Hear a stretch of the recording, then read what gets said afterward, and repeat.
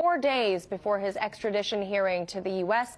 Today, a group of Julian Assange supporters gathered in France to appeal for his release from Belmarsh prison over in the U.K. Among those in attendance, Assange's father, John Shipton, who has been his son's biggest supporter. During a press conference, Mr. Shipton described his son's deteriorating health inside those prison walls and how his son is being punished for exposing crimes committed by other people. Here's some of what he said.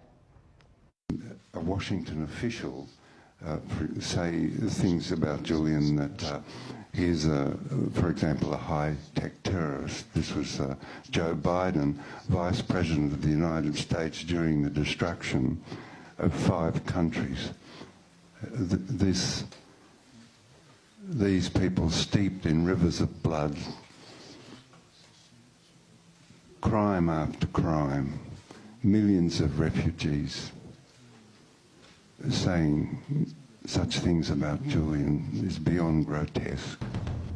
For more on this and some new revelations, we'll talk to former UK MP George Galloway, who, full discretion, is a personal friend of Julian Assange. So, George, before we dig into some new allegations about Julian, I would like your comments on the deadly mass shooting near Frankfurt. Angela Merkel has yet to formally call it a terror attack. The media is calling it right-wing extremism. Why the delay in calling it what it is, terrorism or perhaps domestic terrorism? Well, I can tell you that in the last hour at the Central Mosque in London in Regent's Park, a man ran into the mosque and stabbed the man who was doing the call to prayer in the neck and has been arrested and charged with attempted murder. So these things are not confined to Germany. They exist everywhere.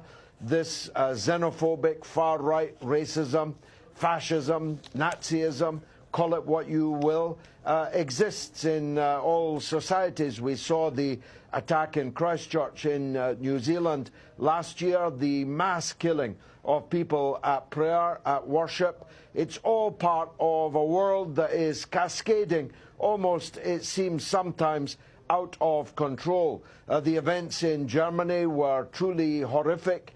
9 innocent people murdered whilst sitting in a shisha bar, 2 shisha bars. The alleged killer's 72-year-old mother murdered. But you're right in the implication of your question.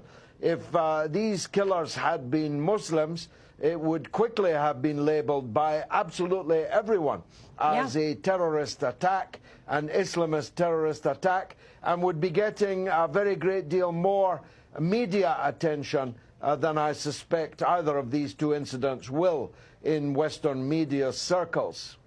And we'll leave that right there as they continue to explore the details of this shooter's background, George, and we'll get back to that. And over to the Assange case, obviously more than a news story for you.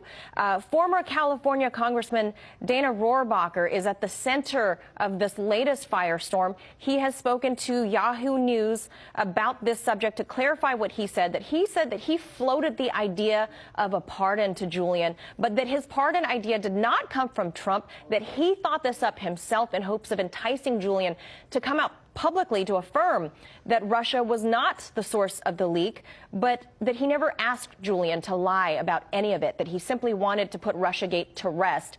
What do you make of the congressman's clarifications? Well, it's a bizarre story, this. First, President Trump claims that he's scarcely heard of this man, and then, of course, his relentless tweeting catches up with him, and he appears to have sent out a flurry of supportive tweets for a man he now claims scarcely to know. Equally, for this man to ask Julian to do something, i.e. state that Russia was not the source of the Democratic Party information from the DNC, is equally bizarre because Julian had said 10 months before, unequivocally, that this information did not come from a Russian hack. Indeed, that it did not come from any state actor. So the congressman was asking Julian to do something he had already done 10 months before. As it happens, as I've said to you before, I know how WikiLeaks got the DNC material. I'm not at liberty to tell you how it came. Otherwise, I'd need to kill you once I had and kill myself probably thereafter. But the material was not hacked. It was leaked. And it was leaked to WikiLeaks, not by Russia or by any other state. It came from inside the Democratic Party, inside the DNC. So the reality is that everyone involved here appears to have been saying things and asking for things and promising things for something that Julian had already done and made unequivocally clear. Otherwise, it's like the first day of spring here, Manila, when the daffodils suddenly sprout from the ground. Suddenly, everyone is in London, everyone is at Belmarsh, seeking to meet and give their support to Julian Assange. Sing hallelujah. Bizarre, isn't it, George? And now, depending on which side of the partisan media one might watch, one side is making the congressman out to be the bad guy, trying to protect the other bad guy in the White House. Other media will make Julian out to be the liar here. Is it possible, George, that both men are telling the truth? It is possible. I've no idea about this man or his connection in any way to the Assange affair, and I'm conscious deeply of the Roger Stone affair, Stone having been convicted of inventing a connection between himself and WikiLeaks and Julian Assange. I'm conscious deeply of that, but it is possible that both are telling the truth. The only thing that is certain is that Julian told the truth first, before anyone offered him anything or floated the idea of a pardon. 10 months, indeed, before the claimed conversation between the congressman and Julian. The reality is that Donald Trump should give Julian Assange a pardon. After all, he campaigned throughout the presidential election in 2016, feeding on the revelations that Julian Assange was making. Right. He knows, must know, that Assange has committed no offense against the United States. He merely published material that was given to him in good faith, which checked out as true, and published it. Isn't that the job of a publisher? George, we all know that Julian Assange is batting 1,000 here. So real briefly, can you imagine a time where Julian might give up his sources in exchange for a pardon or a plea deal? Never, absolutely never.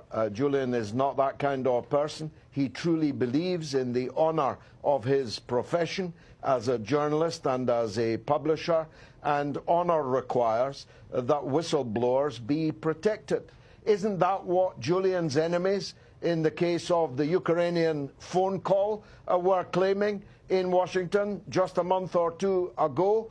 Whistleblowers must be protected, or else nobody will ever blow the whistle on malfeasance, real or imagined. Well put. We'll leave it right there. George Galloway, always appreciate your personal take on all of this. Thank you.